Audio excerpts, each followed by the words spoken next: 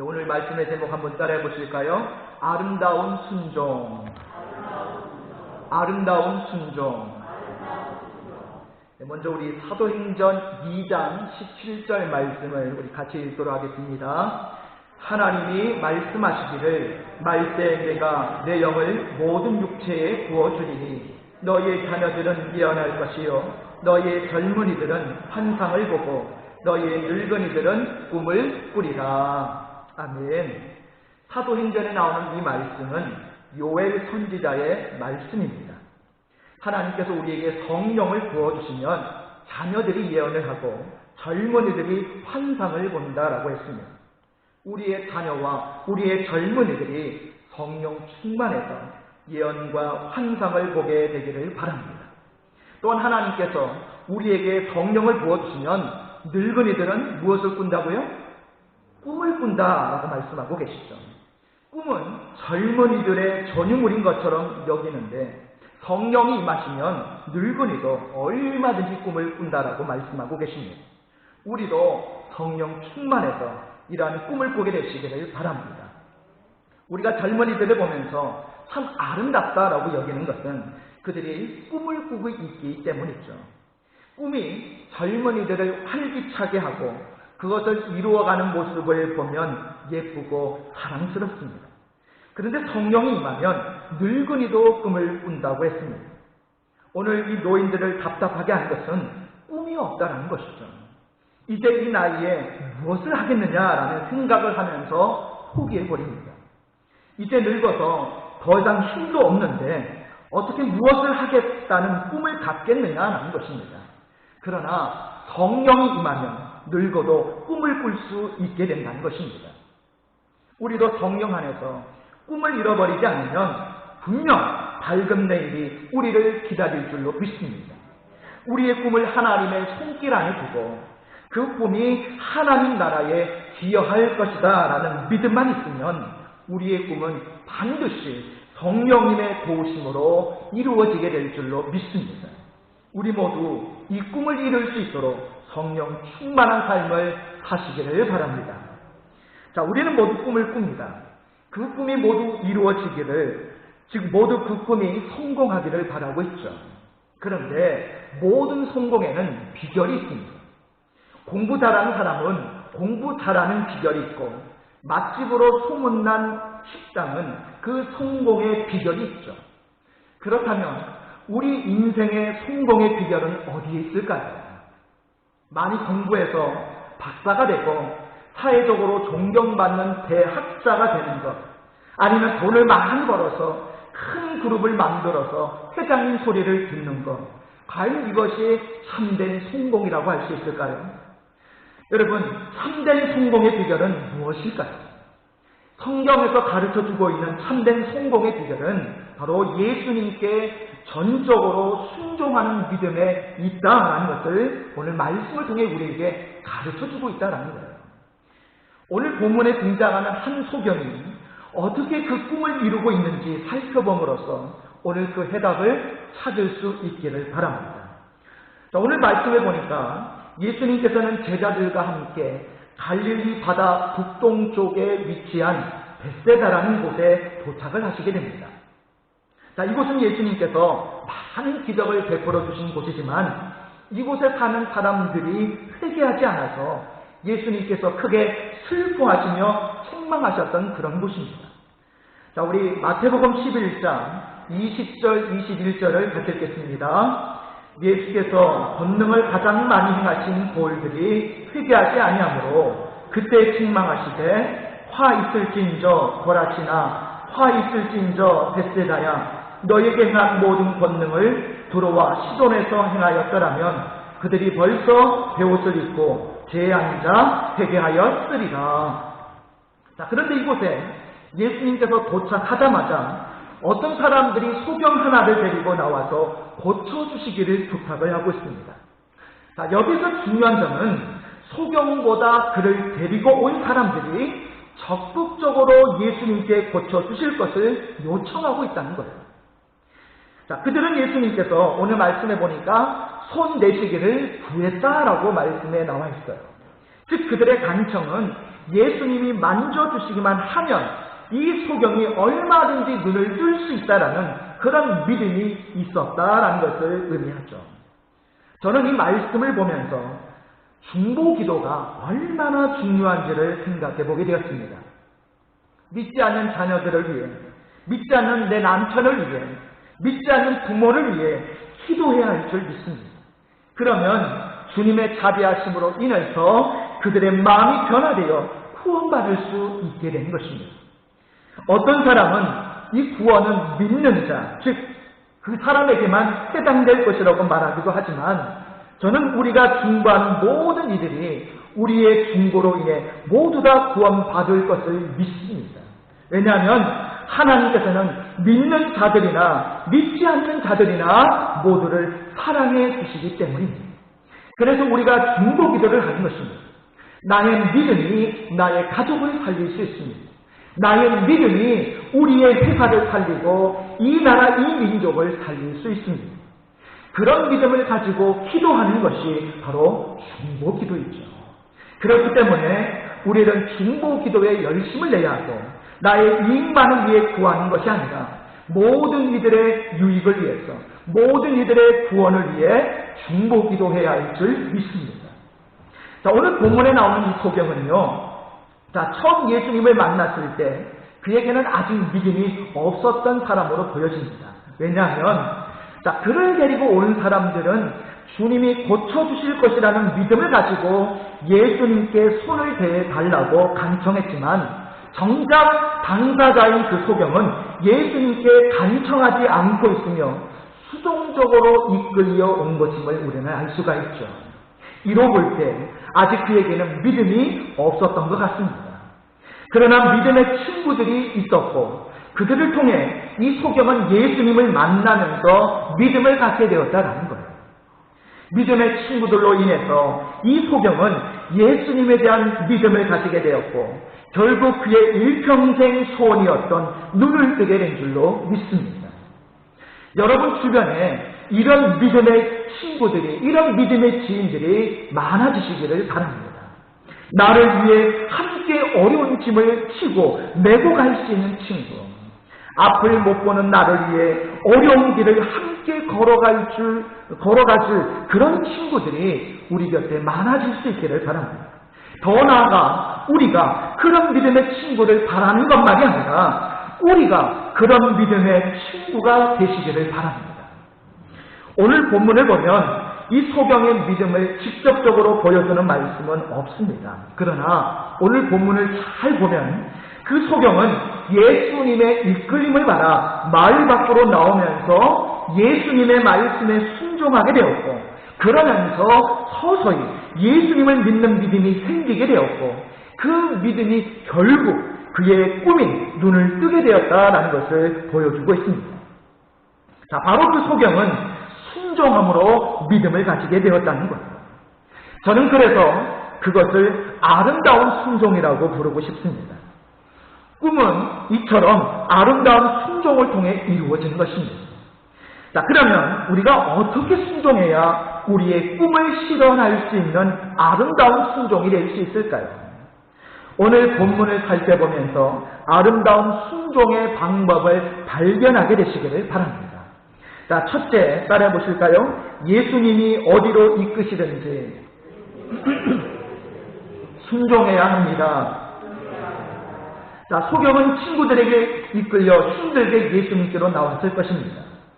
예수님을 믿지 않는 불신앙으로 가득 찬 마음을 가지고 억지로 친구들의 손에 이끌려 왔을 것입니다. 그런 그를 예수님은 손을 잡고 사람들의 왕래가 없는 마을 밖으로 일부러 데리고 나가셨죠. 친구들의 손에 붙잡혀 있던 그가 이제는 예수님의 손에 붙들려 다시 마을 밖으로 나가고 있는 것입니다. 앞 못 보는 고통을 겪고 있는 소경을 마을보다는 분명 길도 좋지 않은 이 마을 밖으로 예수님께서 데리고 나가신 것이죠. 이 소경은 뭐라고 생각했을까요?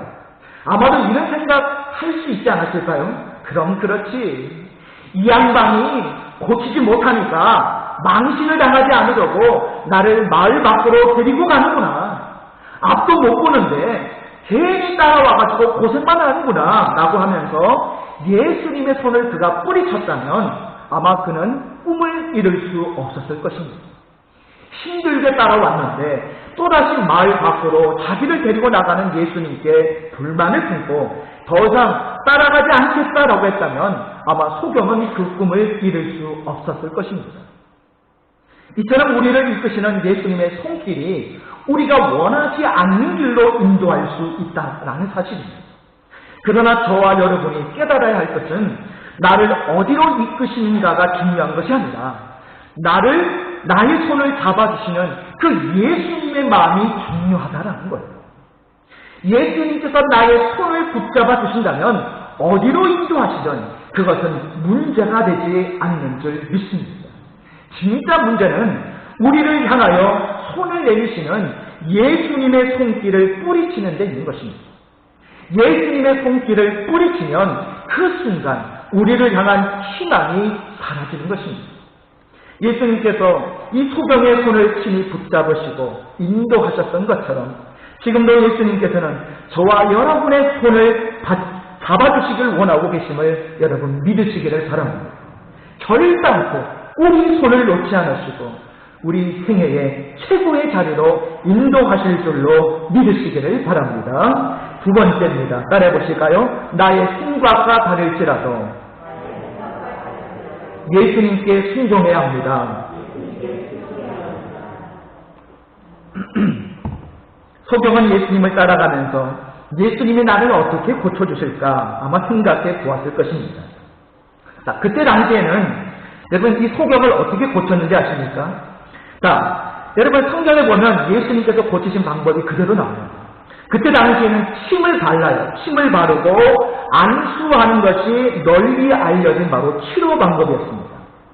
자, 소경을 고쳤던 다른 사건이 요한복음 9장 6절에 나오는데요.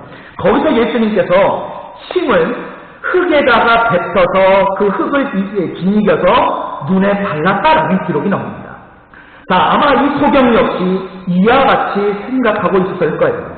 그런데 마을 밖으로 나온 예수님은 그 소경의 눈에 무엇을 뱉으시고 안수하셨죠? 침을 뱉으시고 안수하셨다라는 거예요.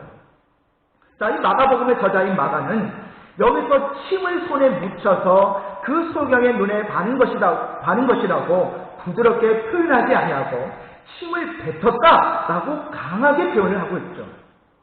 소경의 입장에서 여러분 한번 생각해 보십시오. 여러분이 소경이라면 여러분 어떤 생각이 드시겠습니까? 안 그래도 안 못 보는 것도 마음 아프고 서러운데 눈을 뜨게 한답시고 눈에 지금 침 뱉음을 당한 거예요. 여러분 성경에서 성경시대 때는 다른 사람에게 침을 뱉는 행위 자체가 그 사람을 뭐하는 행위입니까? 그래서 모독하고 저주하는 행위예요. 자, 침 뱉음을 당한 사람의 입장에서는 얼마나 모욕적이고 화가 치밀었겠습니까? 그런데 예수님께서 무엇이 보이느냐라고 물어보셨을 때에 이 소경은 전혀 화를 내지 않았습니다. 예수님이 어떻게 하시는지 온전히 내어 맡기고 예수님이 물으실 때 자신에게 일어나고 있는 일을 그대로 대답하고 있는 것을 볼 수가 있죠. 예수님에 대한 믿음이 그 안에 자라고 있었던 것입니다. 이 믿음이 그로 하여금 예수님이 어떻게 대우하시든지 어떤 방법으로 치유하시든지 순종할 수 있도록 한 것입니다. 우리는 저마다 자신의 생각을 가지고 살아갑니다. 나의 생각이 다르면 원수가 되기도 하죠. 이사야 55장 8절에 보면 내 생각은 너희 생각과 다르며 내 길은 너희 길과 다르다라고 하나님은 말씀하고 계십니다. 그렇습니다. 하나님은 우리가 전혀 생각지도 못하시는 방법으로 역사하실 때가 있습니다. 그러므로 우리는 우리의 생각과 고정관념에서 벗어날 수 있어야 합니다. 우리가 신앙생활을 하다가 여러분 때로는 믿음을 저버리고 교회 나오지 않는 성도들을 종종 볼 때가 있죠. 그들은 하나같이 자신의 생각과 다르다는 것이 원인임을 우리가 볼 수가 있습니다. 교회가 자기들의 생각과 다르다는 것입니다. 성도들이 자신의 생각과 다르다는 것입니다. 하나님이, 예수님이 자기 생각과 다르다는 것입니다. 자기의 생각에 맞추어주면 그것을 어떻게 온전한 신앙생활이라고 할 수 있겠습니까? 내 십자가를 지고 나를 따르라고 말씀하신 그 주님의 말씀에 어떻게 우리가 온전히 동참할 수 있겠습니까? 내 이웃을 내 몸처럼 사랑하라는 말씀을 우리가 어떻게 온전히 실천할 수 있겠습니까? 내 생각이 나의 이기심으로 가득 찬 마음이라고 한다면 어떻게 그런 이기심에 맞춰줄 수 있겠습니까? 오늘날 여러분 보십시오. 사회 각층에서 많은 다툼이 분열이 일어나고 있는데 이는 자기 주장이 강하여 다른 사람의 말을 인정하지 않고 자기 생각만 옳고 다른 사람의 주장은 무조건 틀리다는 생각 때문입니다. 이런 마음을 가지고 있는데 어떻게 내 생각대로만 되기를 바라고 내 생각대로 되지 않는다고 신앙생활을 저버리는 사람은 얼마나 어리석은 사람입니까? 이런 사람들의 특징은 기도하기를 싫어하고 하나님의 말씀을 배우기 싫어하고 오직 자신들의 마음에 드는 것만을 하려는 그런 경향이 있습니다. 그러니 자기 마음에 들지 않으니 뿌리치고 나가버리는 것입니다. 하지만 예수님은 우리가 원하지 않는 방법으로 우리를 이끄실 때가 있다는 것입니다. 그러므로 내 생각과는 다르고 때로는 우리가 너무나도 하기 싫은 일일지라도 하나님께서 하시는 일이라고 한다면 순종해야 할 줄로 믿습니다. 우리가 하나님을 향한 참된 믿음을 소유하고 있다면 오늘도 하나님의 말씀 앞에 하나님께서 행하시는 일 앞에 아멘 순종하겠습니다 예 라고 할 수 있어야 할 줄로 믿습니다.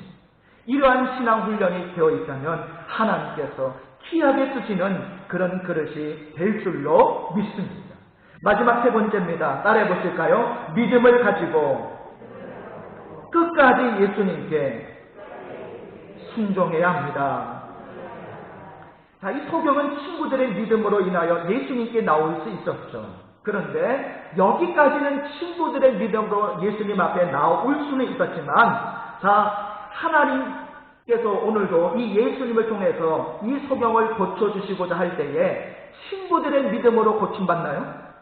아니죠. 누구의 믿음으로 고침받는 겁니까? 그렇죠. 이 소경 본인의 믿음으로 고침을 받는 거죠. 하나님의 축복은 자신이 믿는 믿음으로 받는 것입니다. 믿음이 없이는 하나님을 기쁘게 할 수가 없죠. 우리의 믿음이 신실할 때 하나님은 우리의 꿈이 실현되도록 도우실 줄 믿습니다.